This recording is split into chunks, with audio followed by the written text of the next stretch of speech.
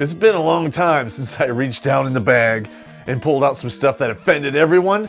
Well, this is gonna do it. We're gonna be doing a request video that actually took a while to assemble, the ethnic anger scale. We're circling the globe of pissed off just for you. And with that being said, let us begin.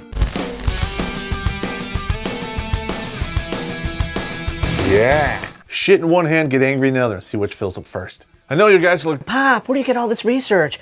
Where do you get all this information? well, a lot of it comes from my lab, which is also called the BAR. The number one ethnic group that is the most pissed off in the entire world are the Puerto Ricans. Why is that? Because that's how the survey went. And hey, you out there, the guy I served with I called Chupacabra, you're living proof. Angriest motherfucker in the world. Edit that out. If anger could turn you green and destroy a city, Chupacabra can do it. Could you just imagine a boat of green Puerto Ricans coming ashore and beating the shit out of everyone? That would be awesome. The Italians. I mean, there's a reason why they got a mob and all those crazy movies, because those are some angry people. And I've dated a few Italian women that proves the point. We've all seen The Godfather. And you know what it means when he kisses you. Shut up with the noise! Hey, shut up with the shut up! You shut up with the shut up! Shut up your face! Now am I a dog? I wanna shut up! Why you know I shut up? I make you shut up! You shut up! Hey, I poke out of my head! And this is really popped out of the blue, but it was the Jamaicans. So they're gonna hit number 3. Bobsledding was enough to put a smile on your face? Even if they smoke all that dope, they're still pissed off. I'm gonna put this out there, but if I had to listen to that reggae music all the time, all the weed in the world wouldn't calm me down. Number 4, the Irish. They do get a couple bonuses if they're drunk or if they're drinking whiskey. After 4 fingers of whiskey or liquid sleep, they get lively and they hold a grudge forever.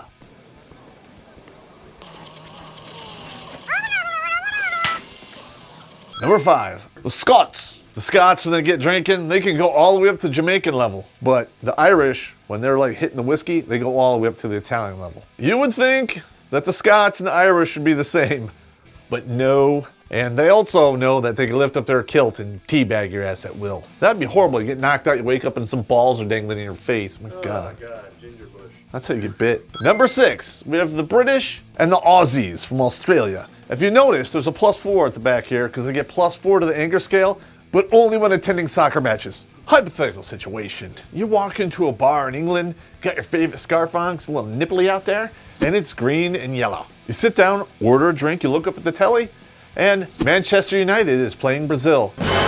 They will go Kingsman on your ass over that. Next, we have the Germans. Now normally, the Germans are very technical, level-headed, but during World War II, it destroyed like, what, all of Europe? 26 million Russians died alone. That's a whole lot of meat suits being turned in for recycle, if you know what I mean. Next, we have the Native Americans. But hey, you know, I gotta back off of that because they get offended. So we're gonna call them the casino-owning Americans.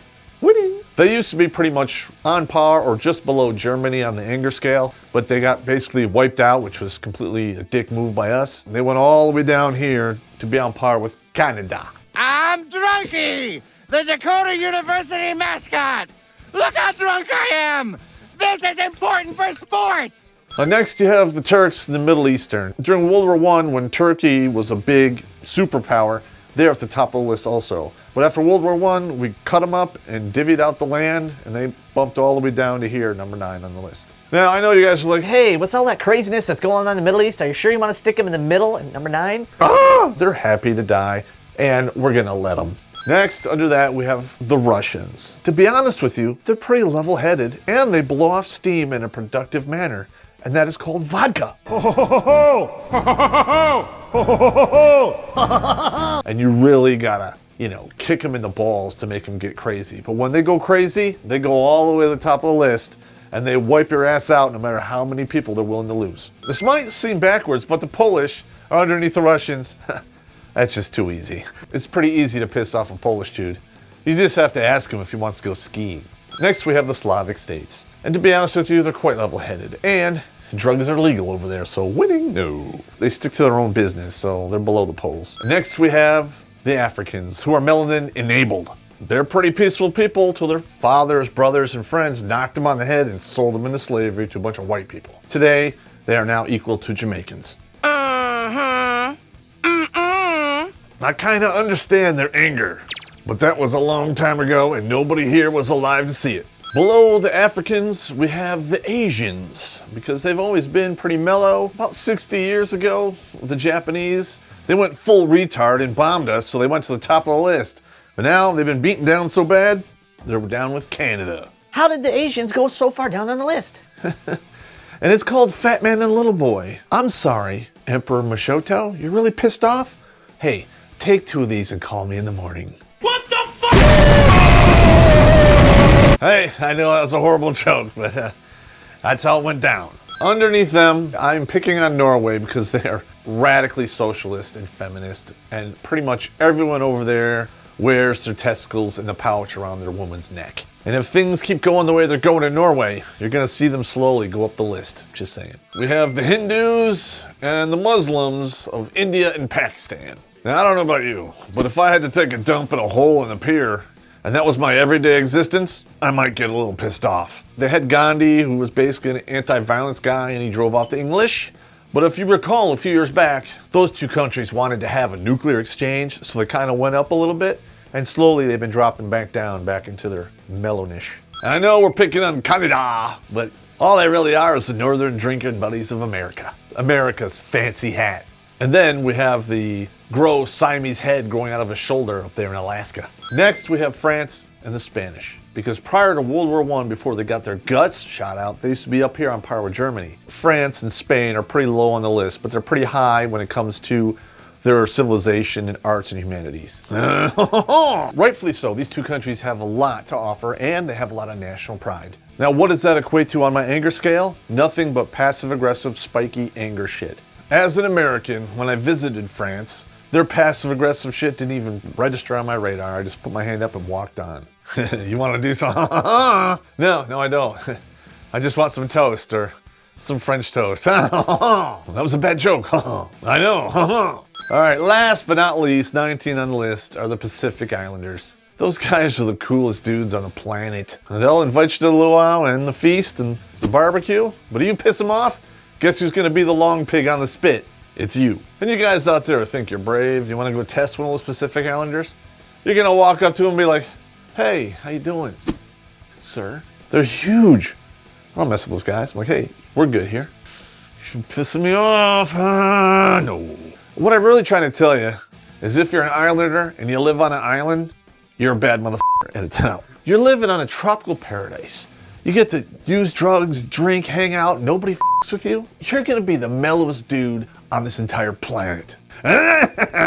Where's the United States on this list? I'm not really gonna get into first world problems because their problems are pretty minuscule. I can't see all the food in the refrigerator because it blocks the light and it spoils. Put your legs together on the subway. My job doesn't have an air conditioner and it's so hot in there. I can vote and don't have to sign up for the draft. Wah. White people problems, yeah, no. And with that, we're wrapping up ethnic anger scale. And please, if I pissed you off, which I hope I did, comments below, you know the drill. With that being said, before you decide to go full German on my ass and kick it, please check out our Patreon and PayPal pages below. Throw us some loot so we can keep making these because they are expensive. I know, you guys are like, Pop, it's just some guys in the basement with beer and some dry erase boards. How expensive can it be? it's pretty goddamn expensive because it takes a lot of time. And I travel 500 miles one way twice a month to do this. So, yeah. And last but not least, please hit the subscribe button. Because if you don't, I'm sending the Chupacabra to your house.